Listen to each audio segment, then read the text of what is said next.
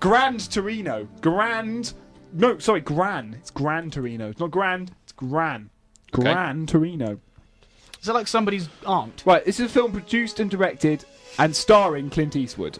Like Changeling was. Remember Changeling a couple of months ago? Yeah, which was a good film, but didn't make much money. But everyone's going to make lots of money out of it. And it just goes to prove that film audiences are usually their own worst enemy.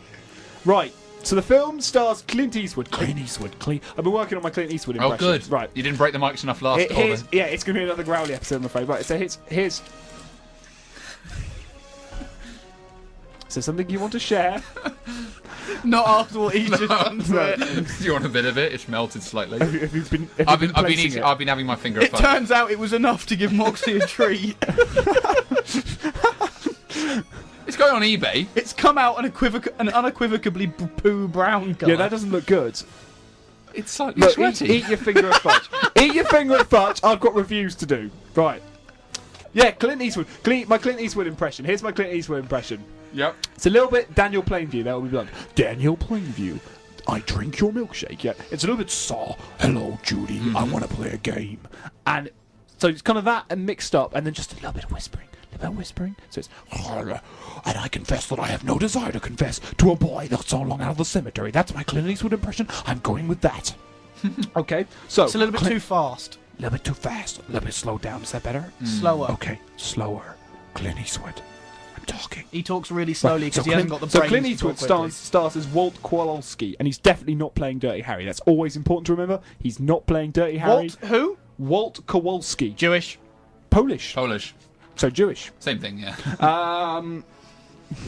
Really feel bad about that. Moxie, like I was making an innocuous comment. Yeah. You just stepped it up into fascism. Walt Kowalski. Do you know what? I am being a. This is why I don't normally sit in on the film reviews. No, come on, right, here we go. Back, we can do it. Right, so he plays Walt Kowalski, who's not Dirty Harry. That's an important thing to remember. He's not Dirty Harry. He's never being Dirty Harry. Dirty Harry is never in the picture, except the fact he is Dirty Harry. Yeah. Right, and he is a guy that is old, racist. That's horrible. Racist. Yep. And just getting over the death of his wife. So he sits on his porch a lot with his dog, and he goes... and looks at the world and goes... a lot. And you know, I've seen Moxie do that outside our house. But the thing is, the difference between Walt and Moxie is that Walt seems to live in the magical land of cliches. Seriously, before this film started, there was some massive tornado or something that took him to the magical world beyond the rainbow of cliches, because all around him are cliches. There's the priest that constantly comes to visit him, who's a little bit concerned about his flock, but a little bit disconnected and doesn't know how to get out to him. There's his kids that are like, they're disenfranchised from their father, and all they want is to see him happy, but they don't know how to do that. And then there's his Korean neighbours who are desperately trying to make a life for themselves in America, but at the same time are having to get over gang culture. Why are these guys all showing up on Clint's I don't know. front door? Yeah, I don't know, but yeah. So he lives in this magical land of cliches, and to be honest, if I were him, I would be like, I'm gonna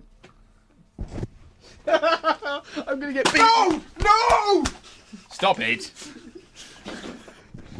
Why did you take the spit guard off the mic to do that? Because I didn't want it interfering with the flackness. Where's my... Did I hurt you there? I apologise. That joke went a little bit out of hand. We all better. We're all better now. Okay, so Walt, he lives in the magical land of cliches. And I would be confused if I was him at one point, because... he seems to get infected by this magical land as well, because he starts coughing. He starts coughing into his handkerchief, and blood keeps coming out, and all he can do when that happens is turn to people and go, it's nothing, don't worry about it, it's just a cough. I've just got a little bit of a cough, my nose is just bleeding. So I'd be like, go on, I'm not in Kansas anymore, get out of here. But he apparently doesn't. He sits on his porch and goes, a lot, and then he goes, I'm Clint Eastwood, and I've got no desire to confess to a man, blah, blah, blah, blah, right? So that's happening, and then stuff happens with the neighbourhood, and he learns that being racist isn't good, because sometimes people aren't race, they're people. Did you hear that? People aren't race. And bloody. And to be honest, it's a great big pile of poo of a film. The script was probably originally written in crayon. It's just so unoriginal and banal, and idiotically, simplistically political. And it's like, and you want to just say to the script, like, do you really think we haven't seen this film before? Do you really think we're going to watch these bits and go, God, that's a really interesting take on racism. I've never seen that been done before 80,000 million times. I googled the guy. His name's Nick Schenk. What? Good start, eh? Yeah. Jewish. First, Polish. I IMDb'd him, yeah? Here's the other scripts he's written, and there aren't any of them. One of them, the last proper film he made, was a film called I Shot Myself. It's a real shame, really. So, like, here we are. It's March, the worst month of the calendar. We've got Watchmen next week, but it could be... that could be good. Why is Watchmen coming out now? Because nothing else does. That's why they bring films like that. It's like 300. You know, like, you just bring a film out because you're surrounded by this pool of meh. And, like, I don't know why it has to be this way. I saw The Class this week, which won the Palme d'Or this week. A little French film. I'm not going to say much about it. Little French film. It's brilliant. Really go, and it's really terrifically entertaining and fun and interesting and intelligent. And no one's going to go and see it. No one's going to go and see it. Everyone's going to go see The Unborn and Gran, Torino. And they've both got nothing going on in their heads. And they're just boring. Like, I'm not saying this to be elitist. I'm saying this because I didn't have fun in those, but I did have fun in The Class. Check that out. Go and see The Class, not those two things.